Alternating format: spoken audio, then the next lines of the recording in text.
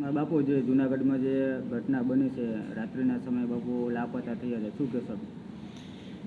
જુઓ, કોઈ પણ આમ જનતા હોય કે કોઈ પણ સંત હોય કે નેતા હોય, જો કોઈ ભૂલ કરે તો મેં પહેલાં પણ કીધું હતું, મરદ માણસ હોય તો એ જનતાની સામે આવી અને પોતાની ભૂલનો સ્વીકાર કરે, અને વડીલો હોય એના માટે એમ કીધું કે ક્ષમા વિરસ્ય ભૂષણમ, તો એ વસ્તુની સ્પષ્ટતા થઈ જાય. અને ભૂલ ન કરી હોય તો ભાગવાનો પ્રશ્ન આવતો જ નથી.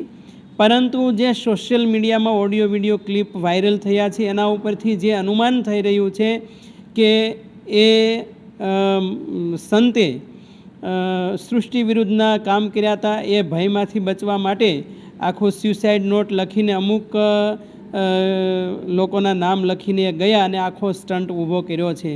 તો હું તો એમ કહું છું, શા માટે ભાગવું જોઈએ? ભૂલનો સ્વીકાર કરો અને માફી માગી લો, એટલે વિષય ખતમ થાય. અત્યારે પ્રશાસન, મીડિયા બધું જ અત્યારે ગુમરાહ થઈ રહ્યું છે, તો શા માટે આવું થઈ રહ્યું છે? અને એનો જવાબ પણ જે વડીલ હોય એને આપવો જ જોઈએ. જી.